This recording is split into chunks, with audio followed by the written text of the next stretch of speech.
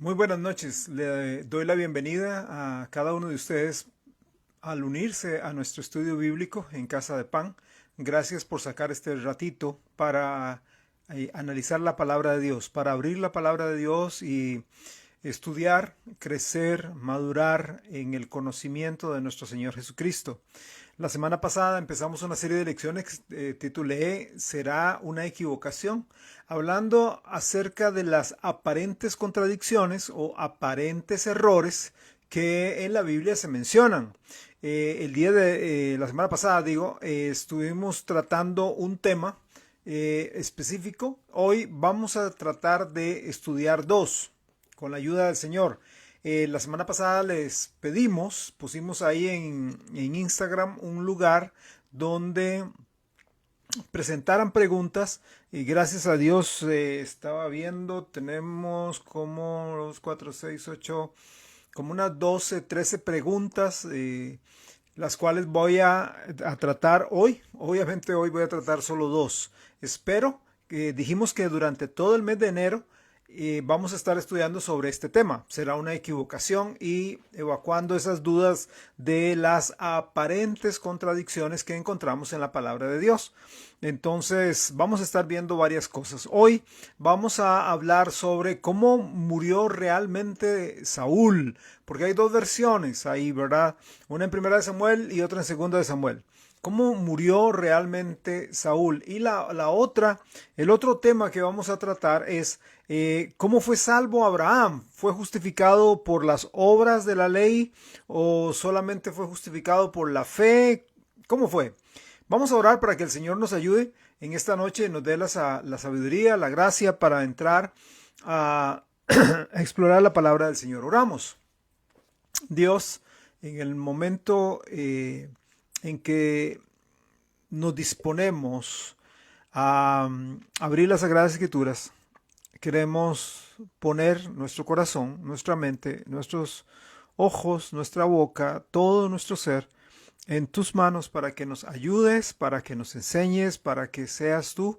En el caso mío, que me tome el control, que tomes el control para que me utilices como un canal por el cual tu palabra corra y nos ayudes a todos a conocer un poquito más acerca de las verdades tuyas, Señor. En el nombre de Jesús te pido que tú hables a cada persona y que puedas evacuar las dudas, puedas, Señor, tocar los corazones para que veamos cómo eres de grande, bueno, poderoso. En el nombre de Jesús estamos acá y pido tu ayuda. Amén.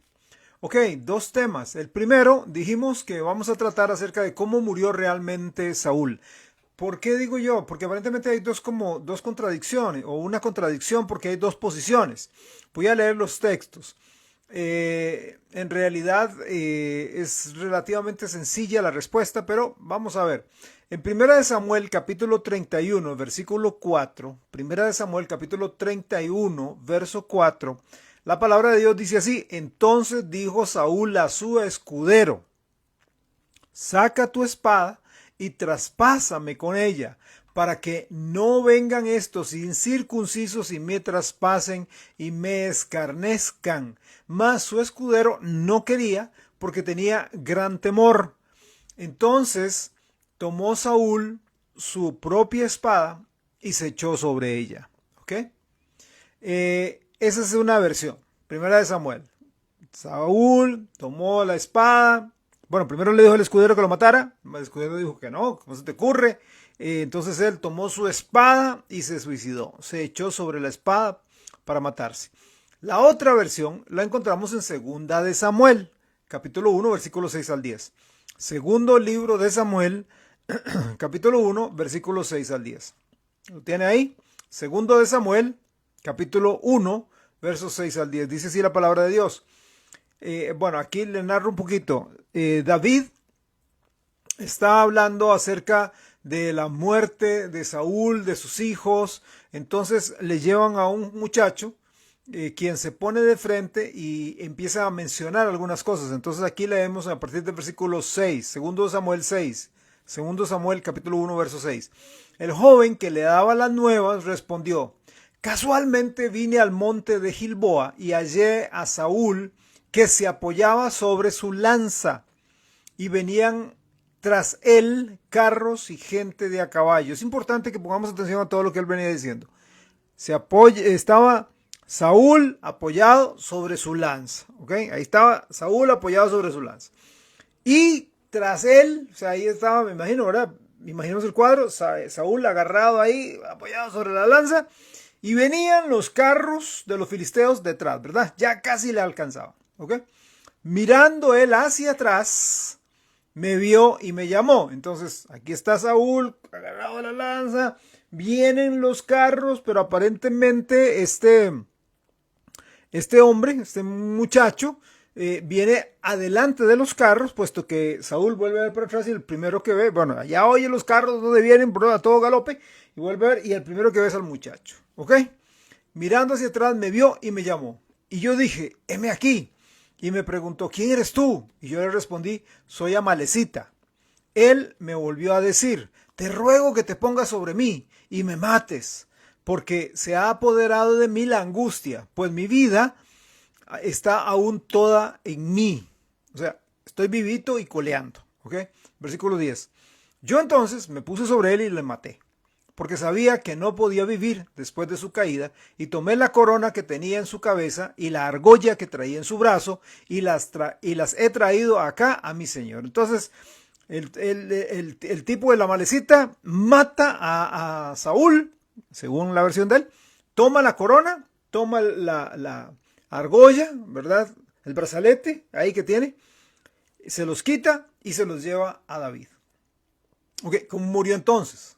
¿Cuál de las dos versiones es la correcta? ¿La de 1 Samuel 31 o la de 2 de Samuel 1? ¿Cuál es la versión correcta? Ahí en 1 Samuel 31, el Señor nos enseña que murió suicidándose, ¿verdad?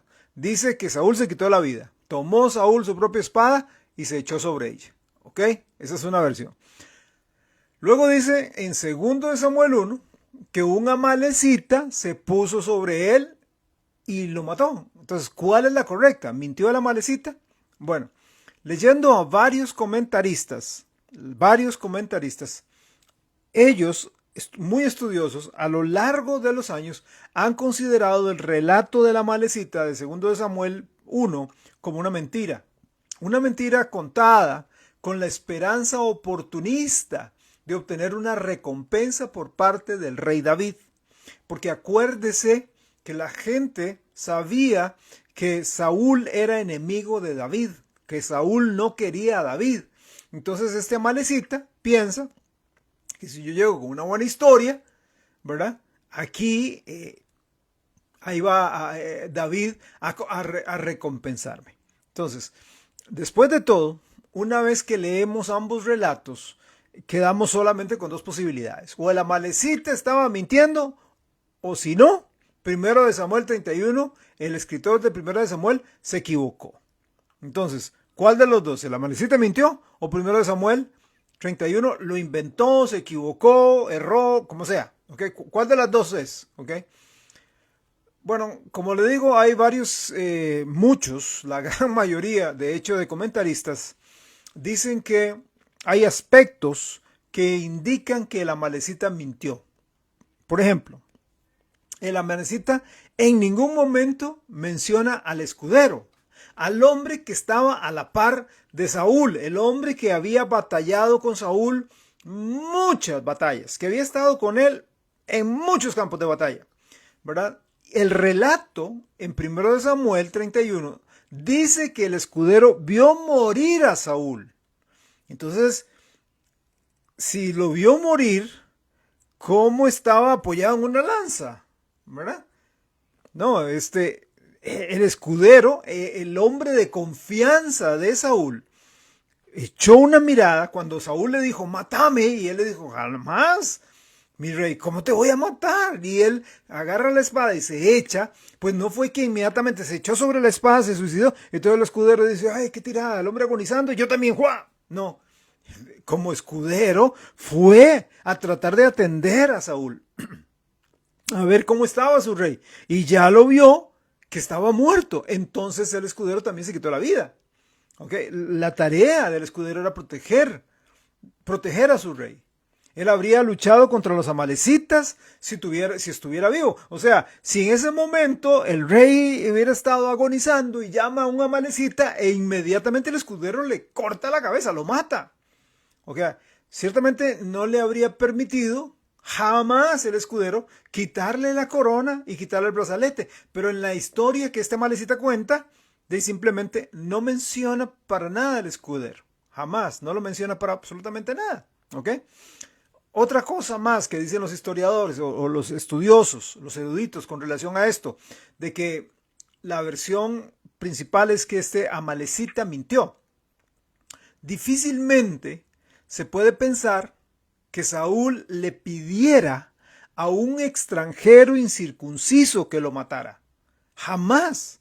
Ya que bien podría haber muerto a manos de los filisteos. Los filisteos eran un montón de incircuncisos. Los filisteos aparentemente venían tras él, venían cerca según la versión de 1 Samuel 31. Entonces Samuel dice, Saúl, estoy agonizando y vienen esos incircuncisos y me matan.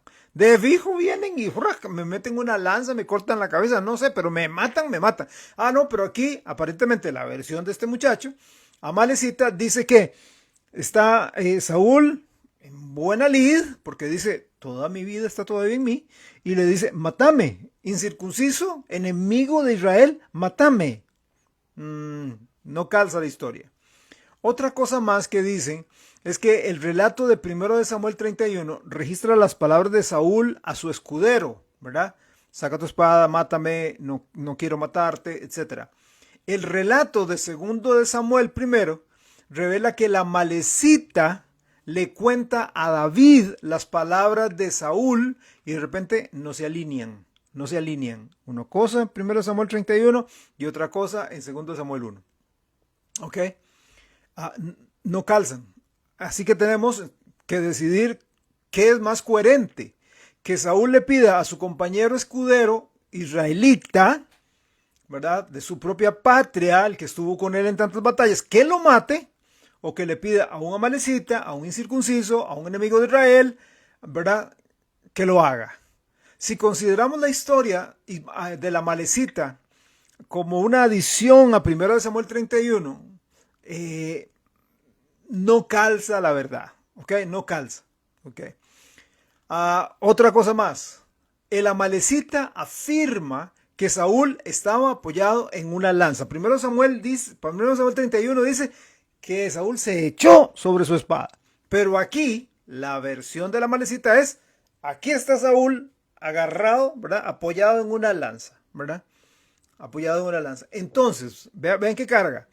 Saúl era lo suficientemente fuerte, ¿verdad? Era lo suficientemente hábil para después de caer de la espada, levantarse, sacarse la espada, buscar una lanza, apoyarse en la lanza y hablar con el amalecita. ¿Cómo lo ven ustedes? Otra cosa más que dicen los estudiosos.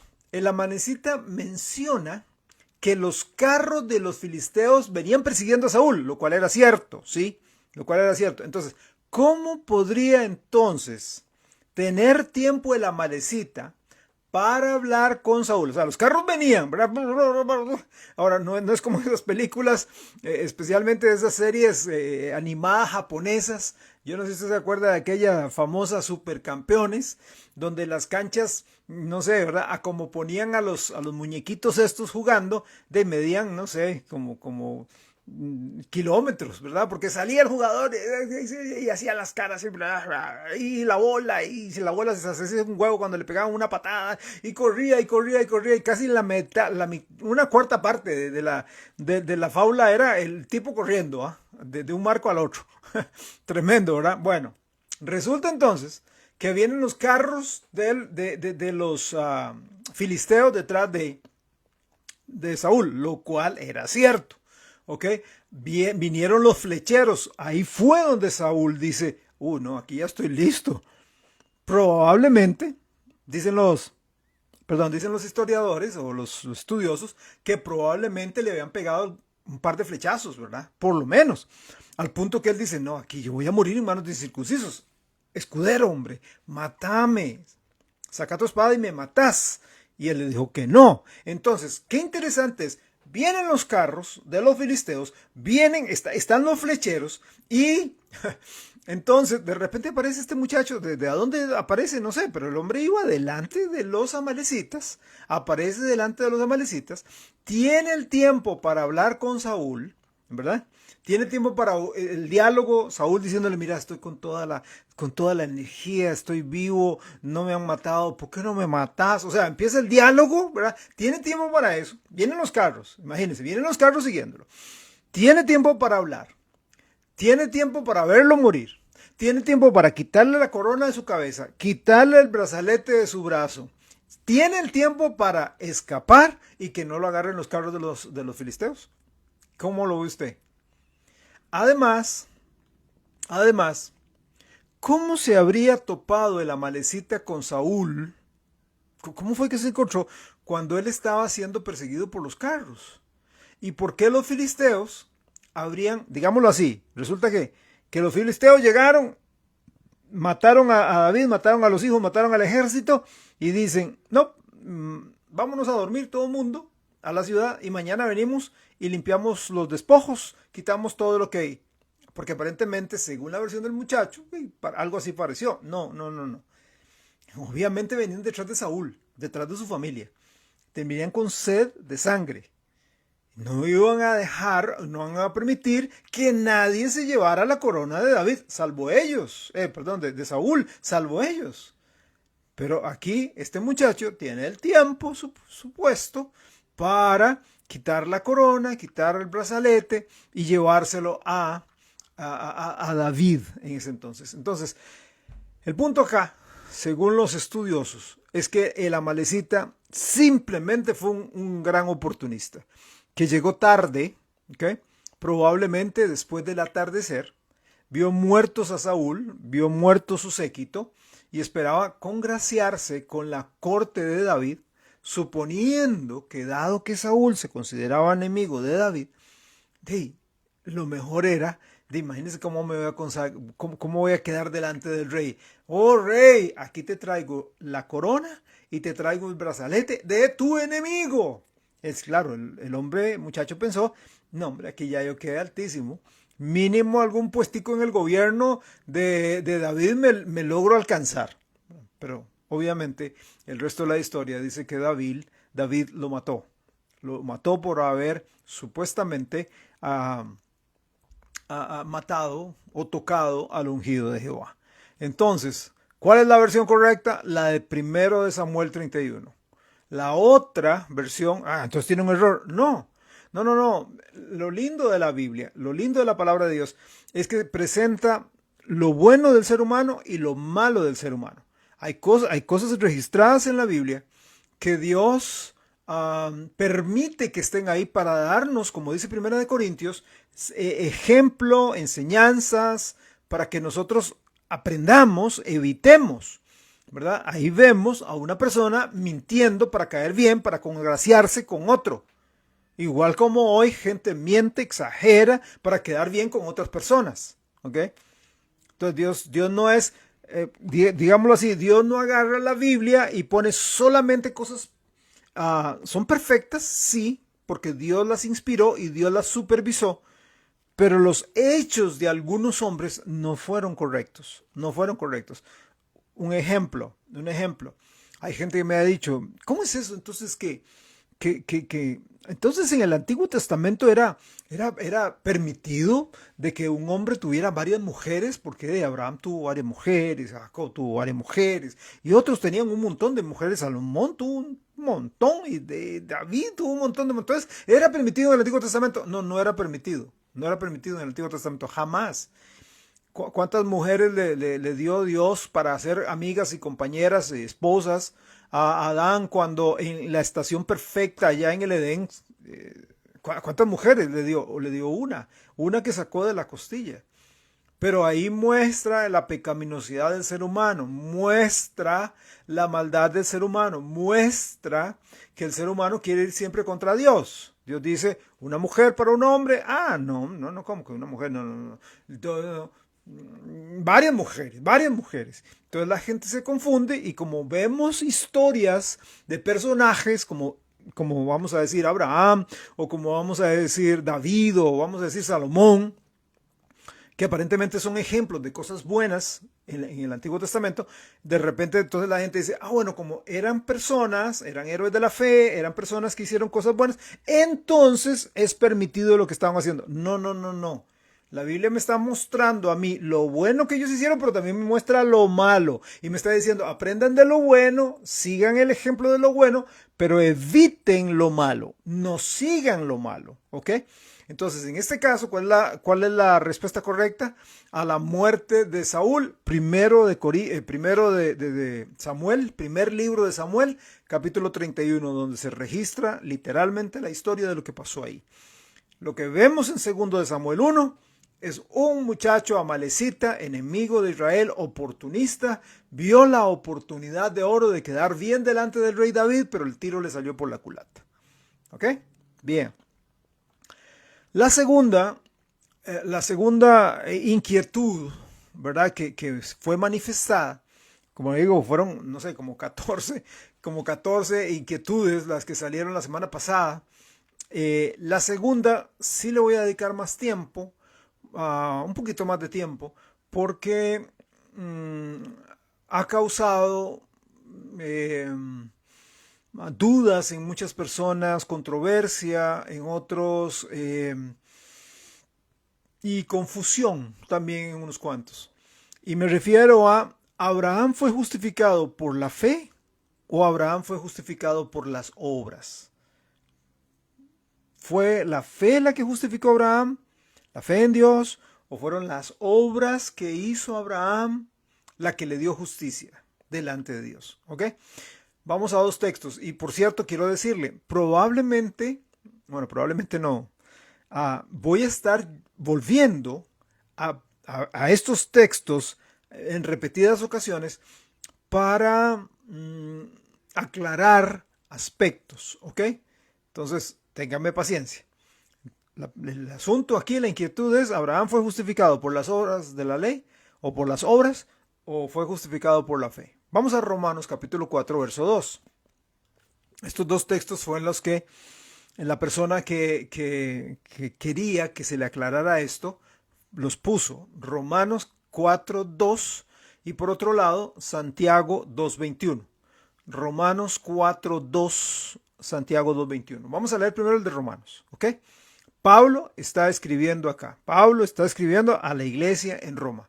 Romanos capítulo 4, verso 2. Dice, porque si Abraham fue justificado por las obras, tiene de qué gloriarse, pero no para con Dios. No para con Dios. O sea, la justificación no es para con Dios, puede gloriarse, pero no para con Dios, no tiene salvación de Dios. Es lo que dice Pablo. Ahora vamos a Santiago. Santiago capítulo 2, versículo 21. ¿Qué dice Santiago 2, 21? Dice, ¿no ves que la fe actuó juntamente con sus obras y que la fe se perfeccionó por las obras? Entonces, ¿será una equivocación aquí? ¿Encontramos una equivocación? ¿Vemos una contradicción? ¿Cómo fue justificado Abraham? ¿Fue justificado por la fe? ¿O fue justificado por las obras? ¿O por ambas? Fe y obras, obras y fe. Y eso lo salvó. Ok. Hay quienes insisten en que tenemos acá una contradicción y que tenemos acá un pleito entre Pablo y Santiago. Una contradicción con lo que dice Pablo en Romanos 4, que ya leímos, y quiero agregar un texto, Gálatas 3:6. Póngalo por ahí. Gálatas capítulo 3, verso 6, por favor. Estamos hablando de lo que dice Pablo. Gálatas 3:6. ¿Qué dice Pablo? Dice, así Abraham creyó a Dios y le fue contado por justicia. Abraham creyó a Dios y le fue contado por justicia. Ok, entonces algunas personas dicen, aquí hay un problema. Lo que dice Pablo en Romanos 4, en Gálatas 3 y lo que enseña Santiago, que acabamos de leer también. Honestamente, yo no creo que Pablo y Santiago entren en conflicto en lo absoluto. No. El punto está en que están utilizando las mismas palabras, pero con significado completamente diferente. El punto está en que muchas veces leemos un texto fuera de contexto. Y recuerden una cosa, una de las reglas de la hermenéutica es que tiene que leerse el texto, el pasaje, el versículo dentro de su debido contexto, porque un texto fuera de contexto se convierte en un pretexto. Y entonces yo justifico cualquier cosa. Yo creo que la Biblia tiene errores, entonces cojo solamente un versículo y yo tengo que leer todo el pasaje. Todo el pasaje. ¿Ok? Por eso es tan importante a la hora de estudiar la Biblia seguir las reglas de hermenéutica, tener cuidado a la hora de estudiar la palabra de Dios. Mucho cuidado. Entonces aquí, ¿cuál es el punto? El punto es que Pablo y Santiago están usando las mismas palabras. Claro que sí, están usando las mismas palabras, pero con significados completamente diferentes, como ahorita lo voy a mostrar. Ellos están discutiendo el mismo tema, pero desde diferentes puntos de vista. La confusión radica en una mala comprensión del uso de las tres palabras principales. Tres palabras principales están en los escritos de Pablo y en los escritos de Santiago. ¿Cuáles son? Justificar o justificación es una. Fe es otra. Y obras es otra. ¿Ok? Justificar o justificación, fe, obras.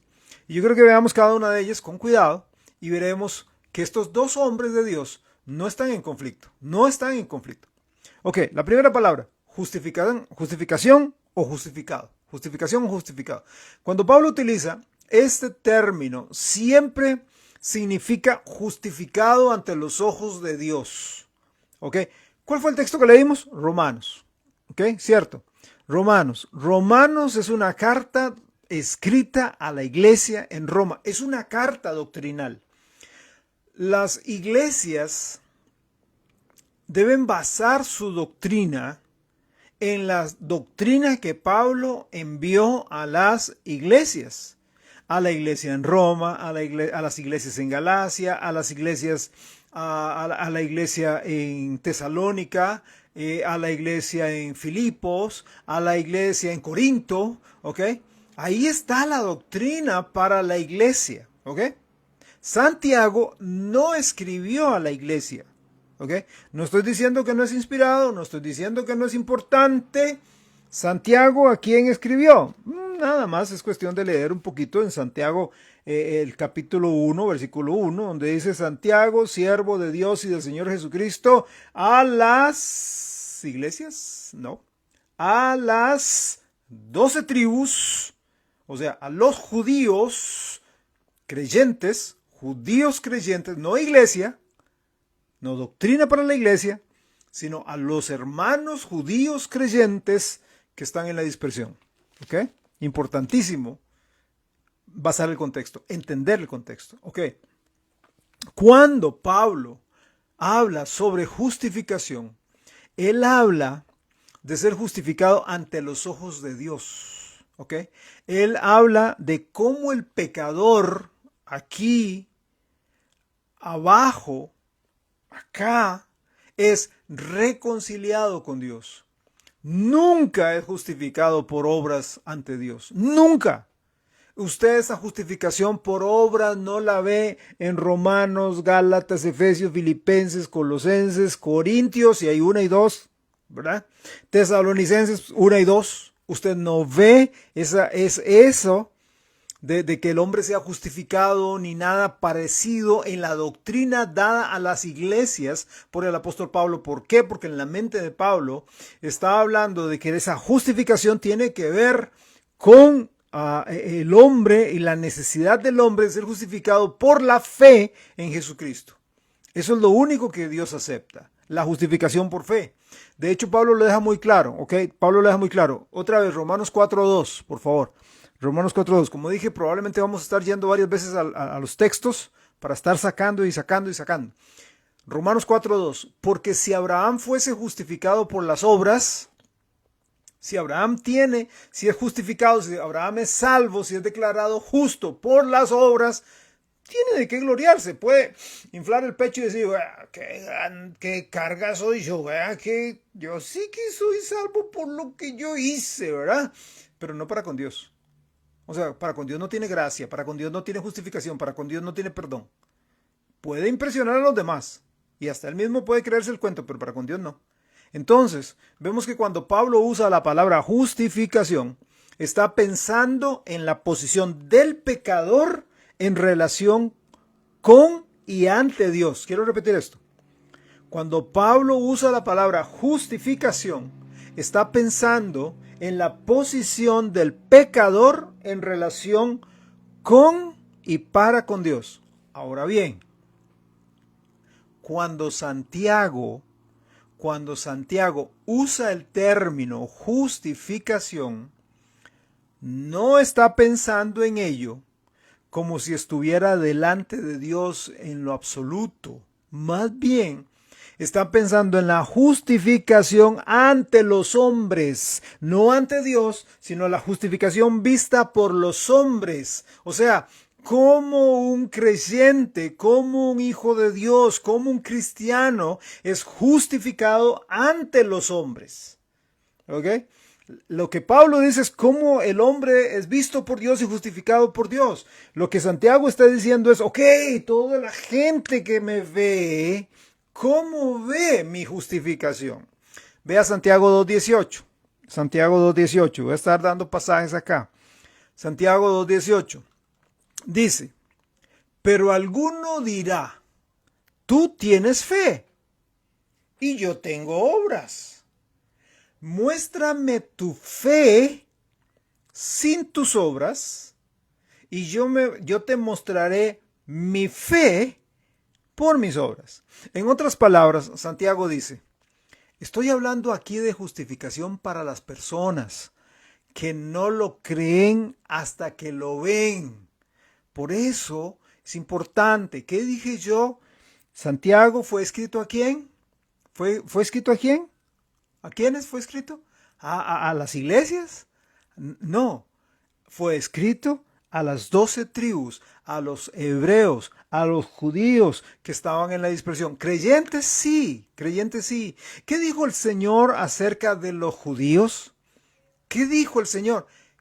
El problema, dice, el problema de ustedes es que ustedes tienen que ver para creer. Benditos, dichosos son los que creen sin ver. Está escribiéndole a este tipo de personas. Por eso Santiago está diciendo, yo hablo aquí de justificación para las personas que no lo creen hasta que lo ven. Usted es justificado. Muéstremelo. Usted es salvo, de verdad. Es que la boca aguanta todo lo que diga. Usted es salvo. Y yo soy San Freddy. Sí. Yo soy perfecto. Eso, yo lo soy. Usted dice que es cristiano. Muéstremelo. Eso es lo que estoy diciendo. Santiago dice, estoy hablando de justificación ante los hombres. Ante los hombres.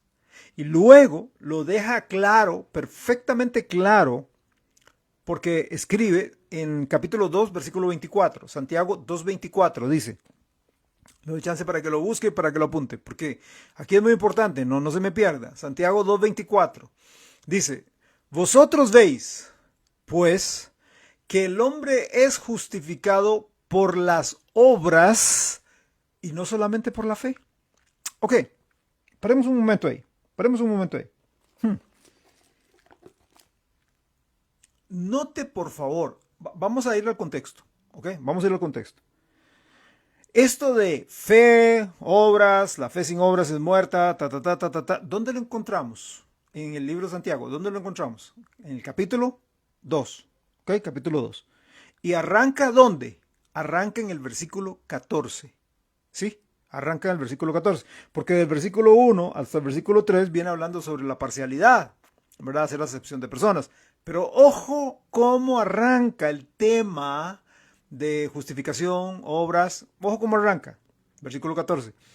Hermanos míos, ¿de qué aprovechará si alguno dice que tiene fe y no tiene obras? ¿Podrá la fe salvarle? Es claro, ¿no? O sea, yo no puedo llegar y agarrar un solo versículo porque si saco un versículo fuera de su contexto, entonces digo, ay, ve, aquí hay una contradicción entre Santiago y Pablo. No, vea Pablo Santiago cómo está abordando el tema. Hermanos, si alguno dice que soy salvo y no demuestra su salvación, ¿podrá verdaderamente ser salvo? ¿Podrá verdaderamente esa fe salvarlo? Y si un hermano, y vea lo que sigue diciendo, y si un hermano o una hermana están desnudos y tienen necesidad del mantenimiento de cada día, ok, están hablando de obras, ¿verdad? De caridad en este caso. Y alguno de vosotros le dice, id de paz, hermano, calentaos y saciaos, pero no le dais las cosas que son necesarias para el cuerpo. ¿De qué aprovecha? Así también la fe, si no tiene obras, es muerta en sí misma. O sea, si yo digo que soy cristiano y veo a una persona pasando en necesidad y yo le paso por alto y me hago de la vista corta, hey, o soy sumamente carnal, o soy sumamente frío, o no soy salvo. No soy salvo. Por lo tanto, vemos que cuando Pablo usa el término justificación, está hablando de la relación del hombre para con Dios. Cuando Santiago usa el mismo término, y aquí está en el contexto, desde el versículo 14 hasta el versículo 26, lea todo el contexto. Cuando Santiago usa el mismo término, se refiere a la relación del hombre con el mundo, con la gente que lo rodea, uno es vertical, el otro es horizontal. El mismo procedimiento se aplica en el uso del término fe, ¿ok? Vimos ya justificación, justo, ¿ok? Ahora el término fe, lo mismo se aplica en el uso de la fe. Una vez más, significan algo diferente. Cuando Pablo habla de fe, está hablando de la fe hacia Dios, hacia Dios. Pablo dice que la fe salvadora, la fe genuina, la fe real, transformará la vida de una persona y lo llevará a obrar, lo llevará a hacer, lo llevará a vivir diferente. ¿Okay? La vida de Pablo fue impactada, fue revolucionada. Cuando Jesús entró en el corazón de Pablo, cuando Jesús salvó a Pablo, su vida cambió. Él era un estricto hombre seguidor de la ley. ¿Obraba Pablo? Claro que sí. Guardaba la ley. De hecho, cuando él se presenta, dice, óigame, yo tengo unos atestados que muy pocos tienen. Circuncidado, maestro, estudié a los pies de Gamaliel, yo en cuanto a la ley, fariseo, o sea, irreprensible en la ley, yo guardaba los 10 mandamientos, era increíble, era tremendo. Y dice Pablo en Filipenses 3:7, o sea, cualquiera dice, entonces era justificado. O sea, es que no era que Pablo era un bandolero, no era un drogadicto, ni traficante, ni tratante de blanca, ni extorsionador, ni choricero. No, Pablo era un hombre recto, íntegro, religioso, amando poder. No era un hipócrita, no era un santurrón, no. No era un manjigato, no. Él lo que hacía, lo hacía para Dios. Amaba a Dios. Ah, entonces era salvo. No. Filipenses 3:7. Filipenses 3:7. Pero cuántas cosas eran para mi ganancia. ¿Qué era eso? ¿De qué está hablando? ¿De plata? No. Aunque probablemente tenía, y tenía una buena posición por ser maestro de la ley. Él dice, todas esas cosas, mi prestigio, todo ese dominio de la ley, todo ese control humano que yo tenía para mi carne, todo eso era para mi ganancia. Yo las he estimado como pérdida por amor de Cristo. Todo eso no significaba nada, nada. Nada de eso me salvaba. Nada de eso me dio la paz que solo Jesucristo me dio. Nada de eso me dio la justificación que solo la fe en Cristo me dio. ¿Ok? Entonces, una verdadera revolución tuvo lugar en la vida de Pablo cuando vino a Cristo. Gálatas 3:6, ¿ok? Volvamos a leerlo. Gálatas 3:6 dice, así Abraham creyó a Dios y le fue contado por justicia. Ahora vamos a Romanos 4:5. Romanos capítulo 4, versículo 5. Romanos 4:5. Dice, ojo Pablo hablando, más al que no obra, sino cree, tiene fe, ¿ok? Cree en aquel que justifica al impío, su fe le es contada por justicia. Pablo está hablando aquí de lo que traemos a Dios. Lo único que un pecador puede traer a Dios no es un montón de obras porque son como trapos de inmundicia, no sirve para nada. Lo único que nosotros podemos traer a Dios es fe, fe en Jesucristo, nada más. Fe que es producto del Espíritu Santo en nosotros.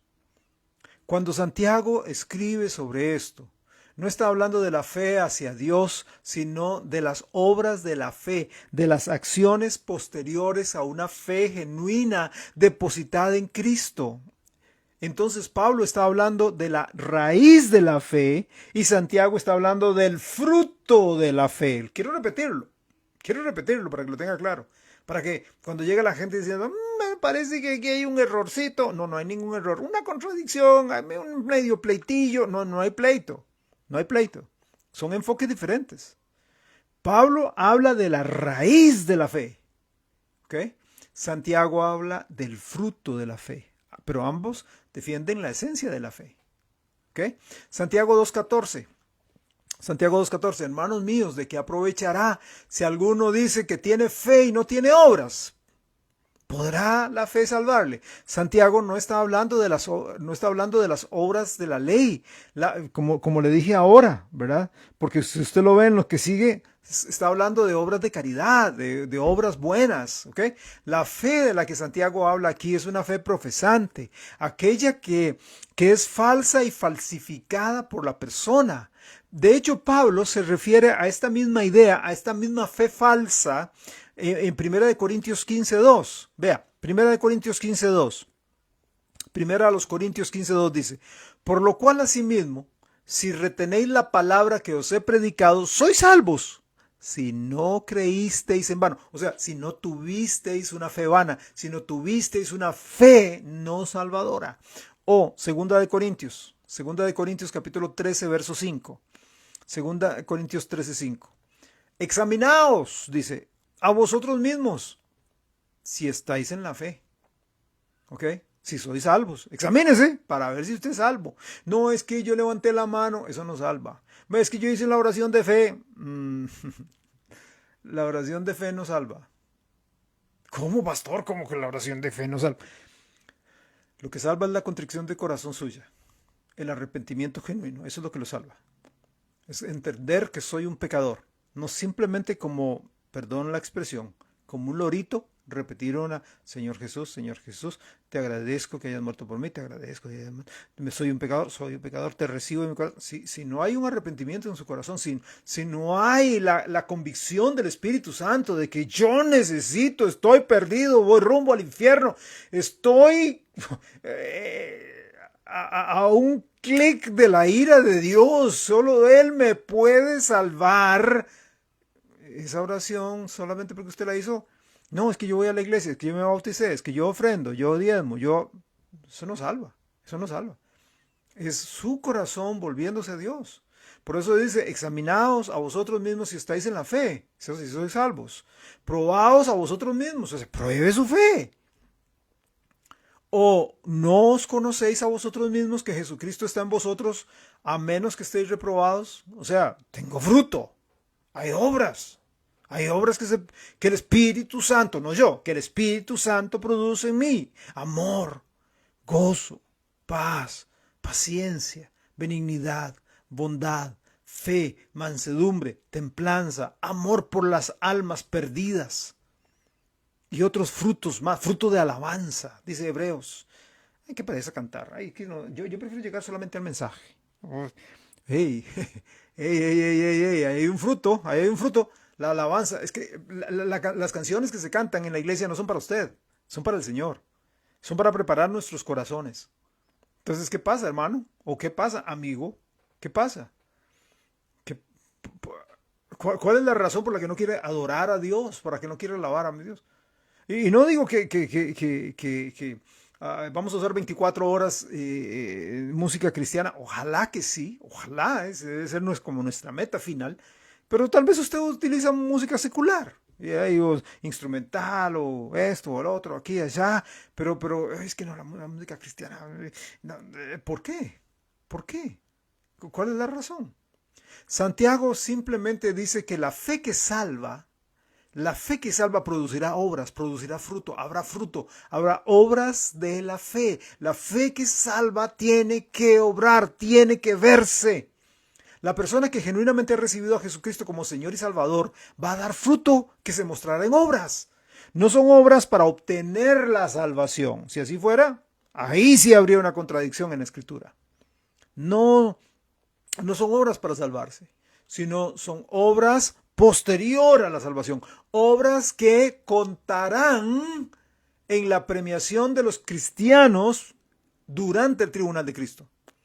Las obras que usted haga para obtener salvación, para obtener el favor de Dios, no cuentan para nada. De hecho, Isaías dice que son como trapo de inmundicia, como el trapo de un leproso, que da asco. ¿Ok? Pero yo ayudo a las viejitas a pasar la calle, yo ayudo en un orfanatorio, yo ayudo aquí, yo ayudo allá, que yo ayudo y bueno, hago grandes cosas. Hay gente que hace grandes cosas y da bastante dinero a entidades que lo necesitan. Fantástico, pero eso no salva. No salva. Y no cree que compraré un poquito de la salvación. No. Más bien a Dios le da asco esa actitud. Le da asco. Pero ahora que usted es salvo, ahora que es hijo de Dios, ahora que es una hija de Dios, trabaje, obre, actúe. ¿Por qué? Porque viene el tribunal de Cristo. Y el tribunal de Cristo no es para juzgar, el tribunal de Cristo es para recompensar a los cristianos. Busque 1 Corintios 3. Voy a leer acá desde el versículo 10 al versículo 15. Y oiga bien, cristiano, cristiana, es que a mí no me gusta así como yo recibo a Jesús, pero yo no trabajo así como mucho para el Señor, yo no hago muchas cosas, yo no obro mucho. 1 Corintios 3, versículos 10 al 15. ¿Lo tiene? 1 Corintios 3. Dice el versículo 10. Conforme a la gracia de Dios que me ha sido dada, yo, dice Pablo, como perito arquitecto, puse el fundamento. Y otro edifica encima, pero cada uno mire cómo sobreedifique. Pero nadie puede poner otro fundamento que el que está puesto. ¿Cuál es el fundamento? Jesucristo. Versículo 12. Y si sobre este fundamento alguno edificare, oro, plata, piedras preciosas, madera, heno, hojarasca, la obra, ahí está, la obra de cada uno se hará manifiesta, porque el día la declarará, pues por el fuego será revelada, y la obra de cada uno, cual sea, el fuego la probará. Si permaneciere la obra de alguno que sobreedificó, recibirá recompensa. El fundamento es Cristo. Y de ahí yo tengo que actuar, tengo que obrar, tiene que haber frutos en mi vida para que haya recompensa. Si la obra de alguno se quemare, él sufrirá pérdida, si bien él mismo será salvo, aunque sea como por fuego. Uno de los mayores peligros hoy es cuando se presenta el camino de la salvación con mucha ligereza a la gente.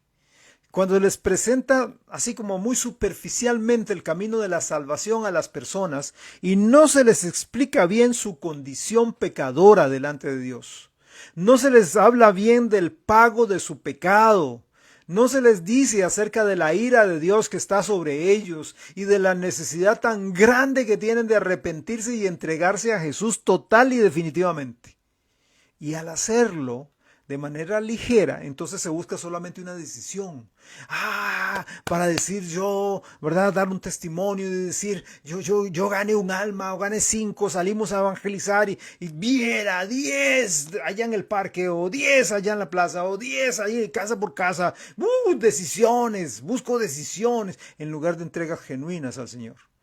Lo mismo sucede cuando la persona que comparte el Evangelio toma el lugar del Espíritu Santo. ¿Cómo es eso? ¿Cómo es eso, pastor?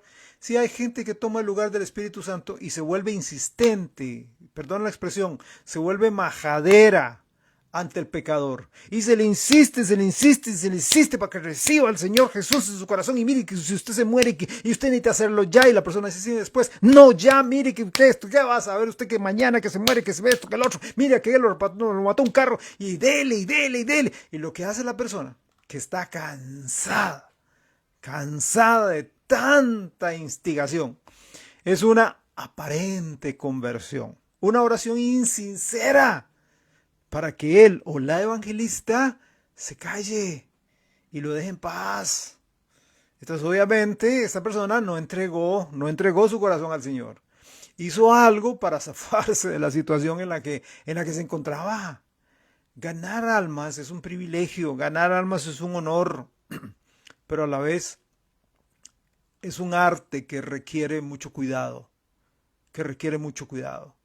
Hoy tenemos, hermanos y hermanas que me escuchan, hoy tenemos muchas falsas conversiones, muchos cristianos falsos, personas que dicen haber aceptado al Señor, pero no oran ni les interesa orar, no leen la Biblia ni les interesa leerla, no se congregan, no quieren compartir con los hermanos de la fe, no quieren crecer espiritualmente, saben que tienen que bautizarse porque es una ordenanza del Señor para la iglesia, pero no lo hacen, guardan rencor hacia hermanos, chismean, adulteran, fornican, siguen viviendo como antes de aceptar a Cristo. No hay un cambio en sus vidas, pero eso sí, dicen que tienen a Jesús o que tienen a Dios en su corazón. Para este tipo de personas, para este tipo de gente, esa es la que Santiago le escribe en Santiago 2.17.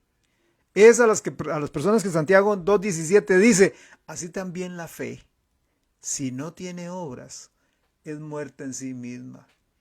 Así también aquel que dice que es salvo y no tiene fruto de esa salvación, si no se ve esa salvación en la casa, en el trabajo, en el vecindario, en la carretera, en el gimnasio, en la plaza, en donde estemos, si no se ve,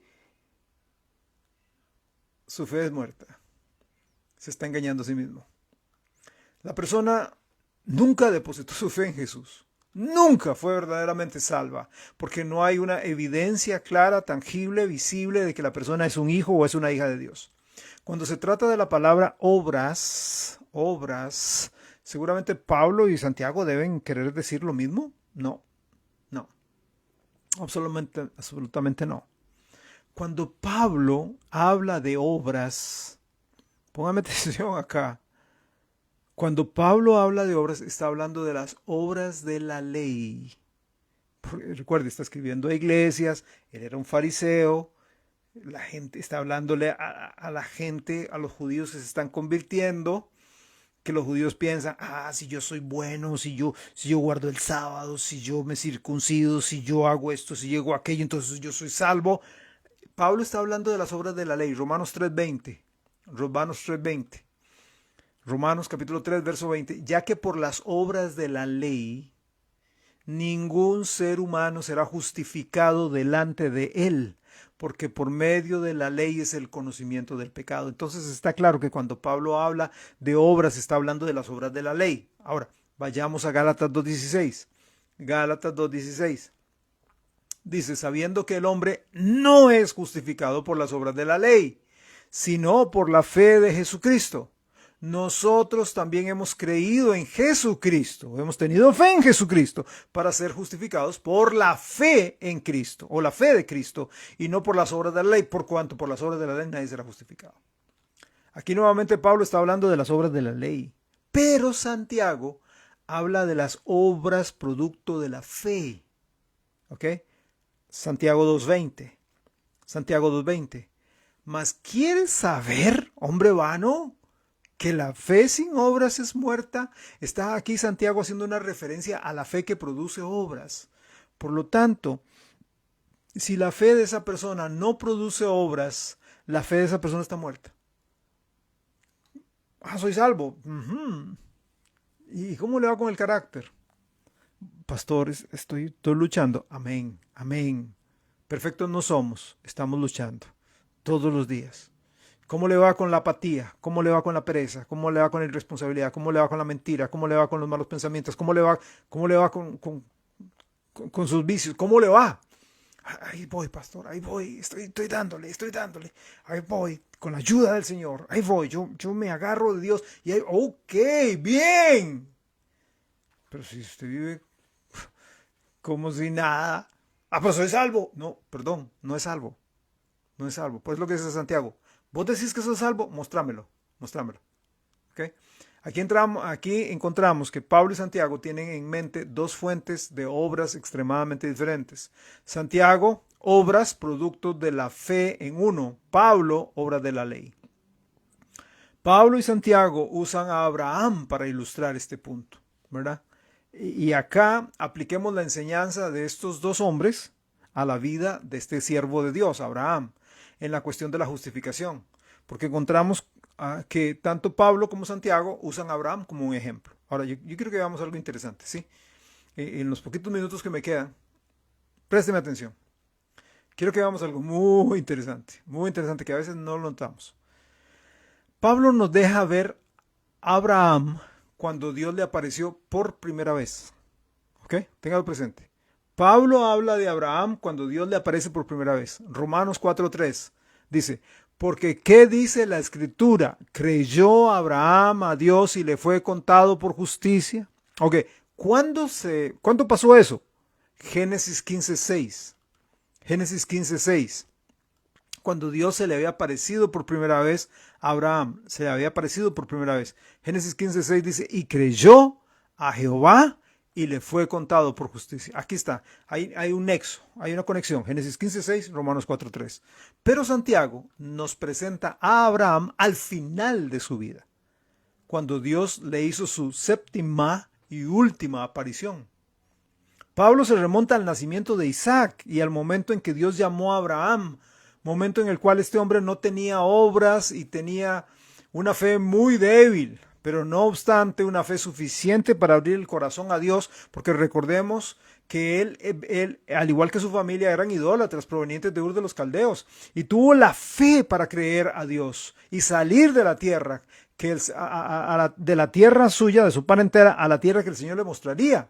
Y cuando salió con Dios, fue justificado por la fe, le creyó a Dios y fue justificado por la fe. De modo que el ejemplo de Pablo tiene que ver con la primera parte de la vida de Abraham.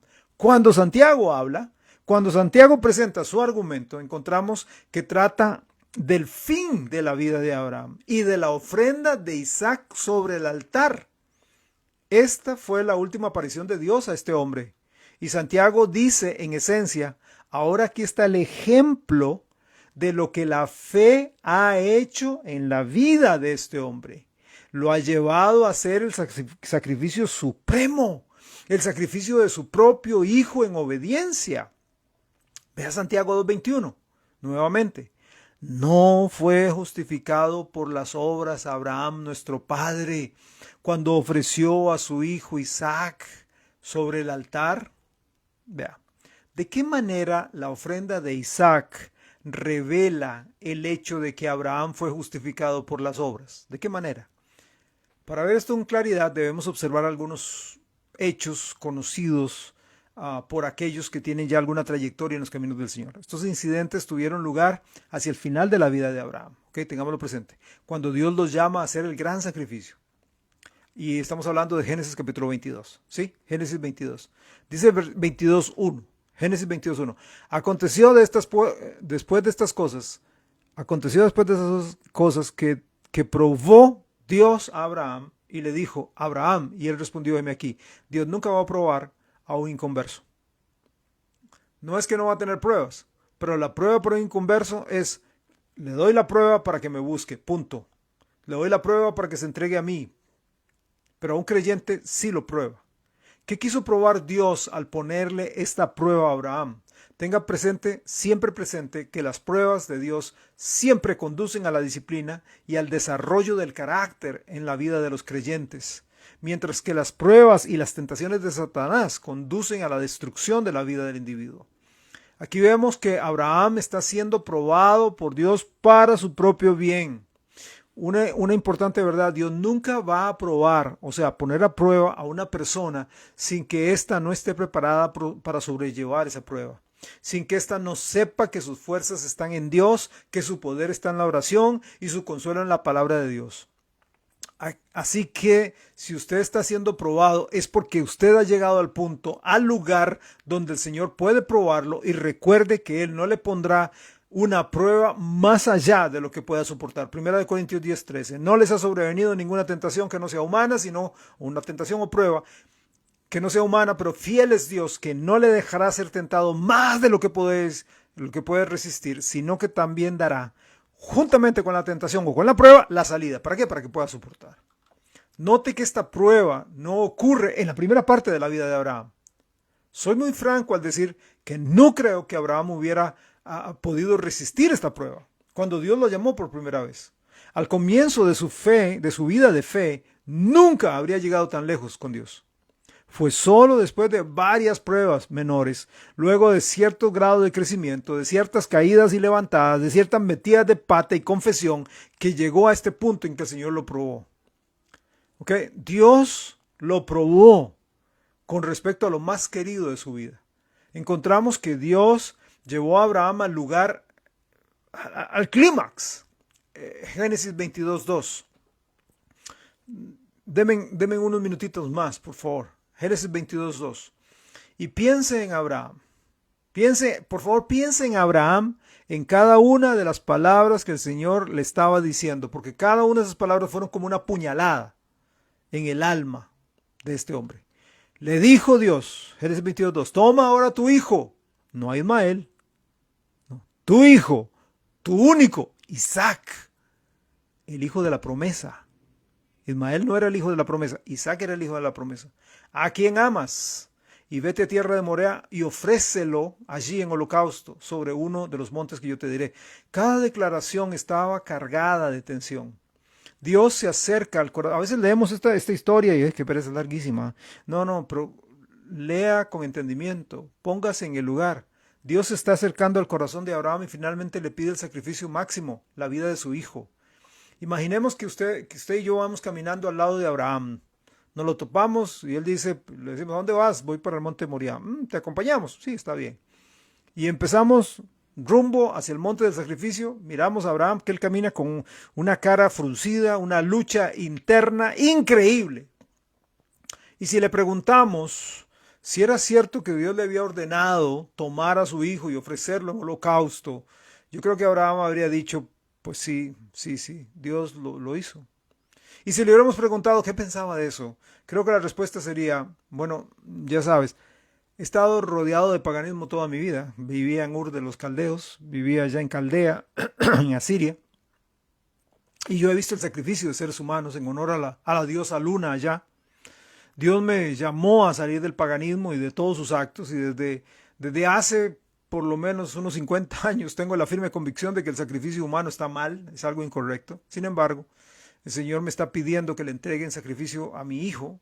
Honestamente no entiendo por qué me lo está pidiendo, no puedo entenderlo, mi mente es un caos, porque él me ha dicho que en Isaac te será llamada descendencia. Y es muy probable que usted en este punto y yo habríamos hecho la pregunta, y Abraham, ¿vas a seguir adelante con esto? Y después de una pausa muy dolorosa, probablemente Abraham diría, sí, voy a seguir adelante, porque durante 50 años he caminado con Dios. Y aunque le he fallado muchas veces, Él nunca me ha fallado ni una sola vez. Hay algo en todo esto que no entiendo, pero he aprendido que puedo confiar en Dios en cualquier cosa. Voy a caminar con Él por fe. Dios probó a Abraham porque era un creyente. Dios probó a Abraham porque ya era salvo. Ahí está agarrando la idea Santiago. De ese momento en que fue probado como creyente para indicarle al mundo, hey, vean, Abraham está testificándole a todos los pueblos paganos, está testificándole a toda la gente, está testificándole a ese pueblo donde él va a ir, a esa ciudad que yo le voy a mostrar, que él ha confiado en mí y que su fe es real, que su fe es verdadera, que es un hombre que ha sido justificado por la fe, porque solamente un hombre justificado por la fe, solamente una persona justificada por la fe, puede hacer semejante obra, puede hacer semejante cosa, al punto de confiar la vida de su hijo en Dios. Algo para reflexionar, para concluir. Dios perdonó al hijo de Abraham. Dios perdonó al hijo de Abraham. Y hay una simbología riquísima ahí en Génesis 22, que no tengo tiempo para darla ahorita, más adelante quizá otro día lo haga. Dios perdonó al hijo de Abraham, pero Dios no perdonó a su propio hijo. No perdonó a su propio hijo y lo hizo para darnos vida eterna, perdón de los pecados. Hay demasiadas personas hoy que están tratando de vivir la vida cristiana sin Dios. Vea, usted no puede producir los frutos de la fe sin antes tener fe.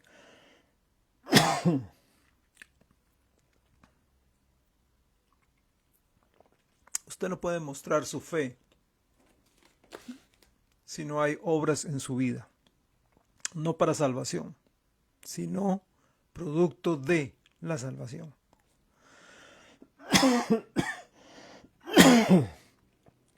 Perdón. El Señor solamente le está pidiendo que usted se entregue a Él. El Señor solamente le está pidiendo que usted confíe solo en Él. Nada más. Nada más. Y Él va a producir en usted frutos dignos de arrepentimiento. Y será obvio que usted es creyente.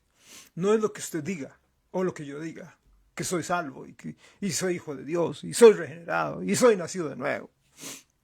Si no es las obras que dan testimonio de que Dios vive en mí. Eso es lo que cuenta. Vamos a orar. Padre, gracias te doy por tu amor. Bendice esta lección que tuvimos ahora. Y oro, Padre, para que tú seas glorificado.